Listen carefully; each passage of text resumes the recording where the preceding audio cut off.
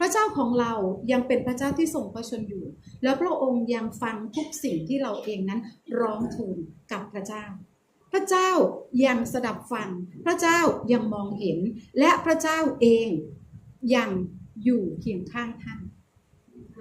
ไม่ว่าท่านกำลังจะประสบหรือพบเจอกับปัญหาใดๆพระวิญญาณของพระเจ้าที่ท่านรับเอาไว้ในวันที่ท่านบอกว่าท่านไม่มีใครแล้วในวันที่ท่านบอกว่าท่านไม่เหลือใครแล้วและท่านเองต้องการเข้ามาพึ่งพระคุณของพระเจ้าและท่านเองต้องการที่จะให้พระเจ้าองค์นี้เข้ามาช่วยปลดปล่อยในชีวิตของท่านในวันแรกที่ท่านตัดสินใจ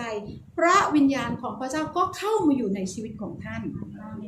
และพระวิญญาณองค์นี้ล่ะค่ะกำลังที่จะขับเคลื่อนภายในชีวิตของท่านเพื่อที่จะปลดปล่อยชีวิตของท่านจากความทุกข์โศกจากความหมดหวังจากความสิ้นหวังของชีวิตจากสิ่งที่มันเกิดขึ้นในอดีตพระเจ้ากำลังจะลื้อฟื้นชีวิตของท่านขึ้นมา